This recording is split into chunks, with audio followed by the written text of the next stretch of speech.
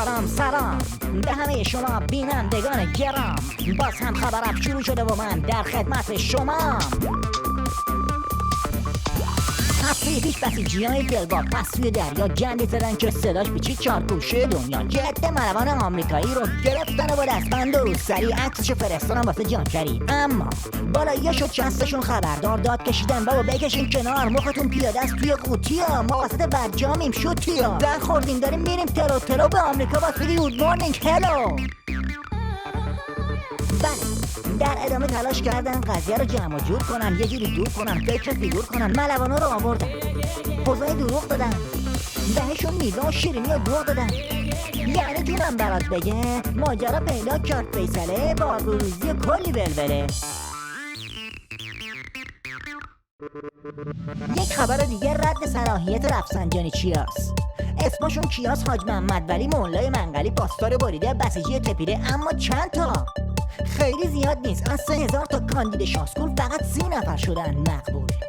یعنی 2970 تا رفوزه شدن توی کاندیداتوری. حالا اکبرشاه هی میخونه کری میگه به خامنه تو چه آخه عمود خیمه بودی؟ از اولم قیمه بودی. من بودم تو رو کردم رهبر، من ریش نداشتم تو رو کردم سر. حالا واسه ما داری شاخ میشی، بی خیال داری سوراخ میشی. در یک جراحی چند ساعته بیرون آوردن قلب عراقو. خامنه‌ای انگار میشد هلاکو. دل و بسا میکردن سینه چاکو، بعضیا میریختن روی سر خاکو. هر کی حرفی صحبتی میکرده شلهلی. خامنه‌ای هم از توی بیت میخون به سبک تکنو بلبلی. قلبم توش سیمانه، این زهرا بی پایانه. تا بهشون گفتم آره سایتمو کردم ویرانه شد ویرانه. فکر کردی من فقط رپ میخونم؟ و اما ادامه همین خبر. خلاصه قلبو که بیرون آوردن روحانی گفت جشن بگیرین سیت نشه، بیشتر از این اوضاعمون خیت نشه. داد تحریما رفتن دورا، جشن بگیرین کف بزنین هورا. هرچند تحریم موشکی برگشت البته خودش هم میدونه درسته، اینا همه جسته. این پولات رو از سوریه و یمن و لبنان بگذره، از جیب امثال رادان و رویان و بهمان و بابک زنجان بگذره. مردم یه چیزم بده کار میشن. برو خونتون بابا آخوند کلاش.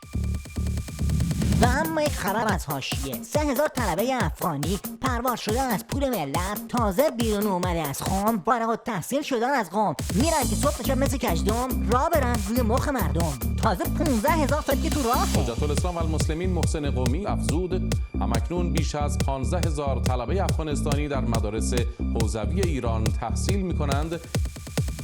خب اینم از اخبار خبرم. تا هفته دیگه با یه کمی گپ. خوب و خوش و سلامت باشید. فعلا خدا نگهدار.